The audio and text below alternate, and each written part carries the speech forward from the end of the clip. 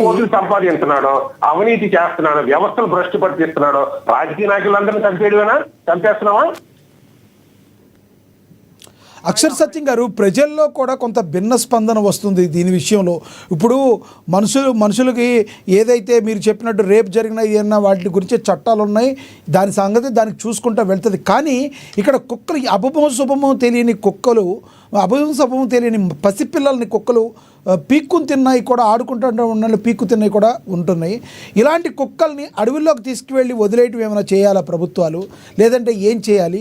ప్రజలకైతే loss అయితే జరగకూడదు కదా, దాని గురించి అయితే మాట్లాడాలి కదా. దీన్ని నిన్న ఆవిడ ఇంటెన్షన్ కరెక్ట్ అయ్యి ఉండొచ్చు, ఆవిడ మాట్లాడిన విధానం కొంత బాధ కలిగించింది అంటారా కొంతమంది జనాలకి? సార్, ఇప్పుడు ఆమె రేణు దేశాయ్ గారు ఎవరు?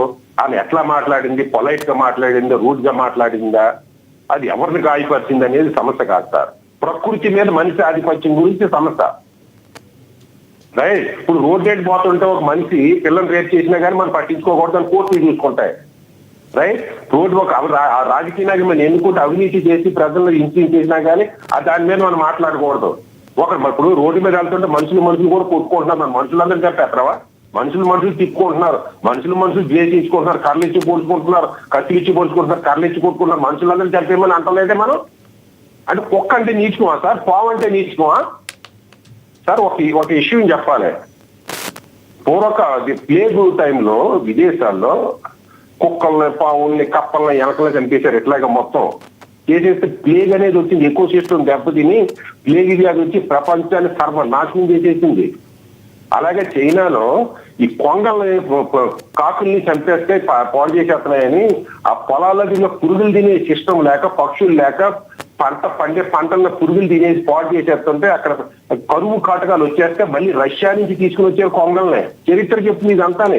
ఈకో సిస్టమ్ దెబ్బతింటే ఇవ్వాలని మిమ్మల్ని కుక్క కట్టింది కదా, కుక్కలను అంతా చంపితే కుక్కలు లోరేస్తావు కదా.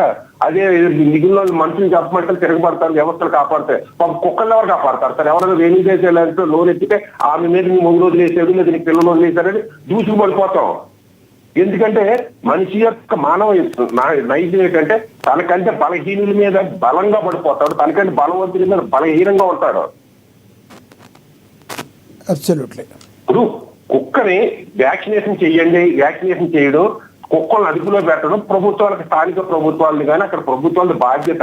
చంపేయమంటే నువ్వెవరో నేనెవరండి? అది సుప్రీంకోర్టు అవనే, ప్రధానమంత్రి అవనే, పంచాయతీ ప్రెసిడెంట్ అవనే కుక్కలు చంపేయడం ఏంటండి? కుక్కలకు ఈ సమాజం, ఈ ప్రకృతిలో కుక్కలకు వాటా లేదా? ఇప్పుడు మీరేదో అడవి అంటారు, ఎక్కడ ఉన్నాయి సార్ అడవులు? ఇప్పుడు కోతులు అడవుల్లో ఉండేవి, అడవులు లేక, చెట్టులు లేక, ఇప్పుడు మా ఊర్లో, మా పొలంలో 5-6 వేల కోతులు వచ్చేస్తుంటాయి. దండుగా వచ్చి మొత్తం కొబ్బరికాయలు ఎన్ని తినేస్తాయి. అంటే 5 వేల కోతులు చంపేడేనా? ఏ ఊర్లో చూసినా ఇళ్ల మీద పడి కోతులు తినేస్తాయి. ఎందుకు తినేస్తాయి అంటే ఇంకోటి కూడా ఉదాహరణ చెప్పొచ్చు సార్ మీకు. అటవీ ప్రాంతాలకు ఉండే, గిరిజన ప్రాంతాల్లో ఉండే ప్రజలు పులి ఎవరి మీదన్నా దాడి చేసినప్పటికీ జాగ్రత్తగా ఉండాలని చెప్తారు. కానీ ఆ పులి దాడి చేసినప్పటికీ కూడా ఎవరైనా వేరే వాళ్ళు విషం ఇచ్చి చంపితే వాళ్ళ మీద కూడా కేసు పెడతారు. ఆ పులిని చంపడానికి లేదు. ఏ జీవైనా అంతే కదా. అంతే అండి. ఇప్పుడు సృష్టిలో అన్ని జీవులకి సమానమైన ఆధిపత్యం ఉండదు సార్, సమానమైన ప్రాధాన్యత ఉండదు సార్. మనుషులు కుక్కలతో పోలిస్తామంటే కుక్క ఏమైనా చేతకండా ఏంటి? కుక్క కంటే గొప్పడా ఏంటి మనిషి?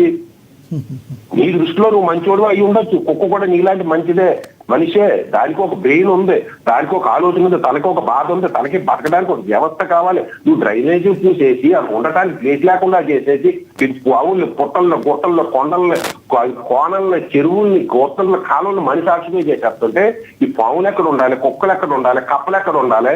ఈ పక్షులు ఎక్కడ ఉండాలి సార్?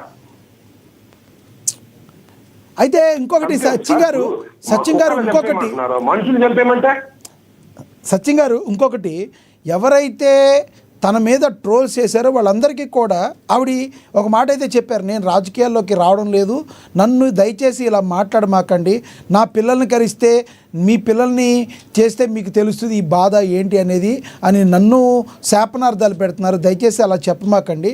నేను ఓన్లీ కుక్కల గురించే కాదు, కుక్కలు చేసినా కూడా తప్పే, వాటిని ప్రభుత్వాలు సరిగ్గా చూడాలనే చెప్తున్నాను, కానీ కుక్కల ద్వారా మీ పిల్లలు చనిపోవాలని నేను చెప్పట్లేదు, నన్ను ఇలా ట్రోల్ చేస్తున్నారో అని చెప్పిన మాట పరిస్థితి. దీనిలో రాజకీయంగా కొంతమంది ఎవరన్నా ట్రోల్స్ చేసే పరిస్థితి కూడా ఉందని ఏమన్నా అనుకుంటున్నారా మీరు? లక్ష్మీకాంత్ గారు అయితే 100% రాజకీయంగా వాడేవాళ్ళు కూడా దీనిలో ఉంటారని చెప్తున్నారు ఆయన. సార్ నాకు రాజకీయాలు అనవసరం, రేణుగు దేశాయ్ గారు కూడా రాజకీయాలకు అనవసరంగానే భావించి చెప్పింది. నిజంగానే ఈ కుక్కల మీద పెట్టే శ్రద్ధ ఏ వైసీపీకి అనుకూలంగానో, టీడీపీకి అనుకూలంగానో, లేదా బీజేపీకి అనుకూలంగానో మాట్లాడితే, మహారాష్ట్రలో బీజేపీకి అనుకూలంగా మాట్లాడుంటే మంచి పదం వచ్చింది. ఎందుకంటే ఆమె యొక్క వాక్చాతుర్యం కానీ, ఆమె తెలివితేటలు కానీ, ఆమెలో ఉన్న సామాజిక దృక్పథం కానీ ఉన్నందుకు మంచి పదం వచ్చేది, కోట్ల డబ్బులు ఇచ్చిండేది. కుక్కలు కూడా వల్ల ఆమె కుక్కల సపోర్టివ్ రాదు, లేదా 4 రూపాయలు రావు. ఎందుకు చేస్తుందంటే ఆమె ఒక ధర్మం, హిందూ మైథాలజీలోని బేస్ పాయింట్ ఏంటంటే ఏ జీవికి అన్యాయం చేయకూడదు, ఏ జీవిని చంపినా కానీ ఆ పాపం నేను ఇంత ఆడుతుంది, ఆ పాప సనాతన ధర్మం అనే దాని గురించే పోరాడుతుంది. కానీ ఏదో రాజకీయ పార్టీలోకి వస్తాదని ఉంటే ఏదో పార్టీకి అనుకూలంగా మాట్లాడి ఉంటుంది. దాన్ని ఏ రోజు కూడా ఎవరిని సమర్థించలేదు, ఎవరిని విమర్శించలేదు. ఆమెను విమర్శించడానికి ఎవరు సరిపోరండి. ఏ రోజును కూడా ఒక్కరితో తన పిల్లలు పెంచుకుంటూ వచ్చింది, కానీ ఆర్థికంగా ఎవరు సాయం చేశారో నాకు అనవసరం. ఆమె పిల్లలు తను పెంచుకుని వచ్చింది, మంచి బుద్ధులు నేర్పించింది. ఆమె వ్యక్తిగత జీవితం గురించి నేను వెళ్తాం. ఇక్కడ కుక్కల సబ్జెక్ట్ నుంచి కుక్కల గురించే మాట్లాడదాం. ఈ రోజు పూల కుక్కలు కరిచేస్తున్నాయి కానీ కుక్కలు అన్ని చంపేద్దాం సార్. రైట్, కుక్కలంతా చంపేస్తే ఆ కుక్కలు ఎలకలు తింటాయి, లేదు ఈదిలోనే వ్యర్థ పదార్థాలు ఏమి తింటుంటాయి. ఆ ఎకో సిస్టమ్ ఎలకలు పెరిగిపోతే ఎలకల సమరి ఎలకలను చంపే సిస్టమ్. వీటన్నిటికీ తోడు ఇంకొకటి కూడా కొంతమంది చెప్తూ ఉంటారు, కుక్కలు కూడా వెంటపడే వాటిని అందరినీ మ్యాక్సిమం వెంటపడవు. మెజారిటీ% ఎవరైతే చిన్న సందుల్లో గల్లీల్లో కూడా బైక్ 100 స్పీడ్లో వెళ్ళే వాళ్ళు ఎమ్మడపడతాయి. కంపల్సరీ వాళ్ళని స్లోగా వెళ్ళడానికి మేము ప్రయత్నం చేస్తామని కొంతమంది మీమ్స్ కూడా వస్తున్న పరిస్థితి మనం చూసాం. కుక్కలు దొంగలను పట్టుకోవడంలో బాగా ఉపయోగపడతాయి. నిజంగానే కుక్కల వలన మనుషులు కూడా చాలా ఉపయోగాలు పొందున్నారు. మిలిటరీ ట్రైనింగ్స్ దగ్గర నుంచి కూడా అన్ని కుక్కల ద్వారానే ఉంటాయి. కానీ వీధి కుక్కలు వేరు, ట్రైనింగ్ కుక్కలు వేరని మళ్ళీ అదొక వేరే కాన్సెప్ట్ తీసుకొస్తారంటారా? సార్, ఇప్పుడు మంచి చెడు ప్రతి దాంట్లోనే ఉంటుందండి. నా చిన్నప్పుడు మా అన్నయ్య సైకిల్ దొక్కుతుంటే ఎంట పడితే సైకిల్ మీద పడిపోయాడు. సహజం అది. ఈ రోజు ఏదో ఇవాళ ఏదో 2025లోనే కుక్కలు రోడ్డు వెంట పడుతున్నాయి, ఎంట పడుతున్నాయి. ఆ రోజున సమాజంలో బతికి ఈ రోజు బతుకుతారు. వాళ్ళు ఎవరో కుక్కలు చంపేయలేదా? వాళ్ళు ఎవరు పావుని చంపేయలేదా? నీ ఇంటికి వచ్చి కుక్కలు చంపుకో, నీ ఇంట్లోకి ఏ కుక్కలు రాకుండా చూసుకో, నీ ఇంటికి వచ్చి కోర్టు ఇచ్చిన తీర్పుని సత్యం గారు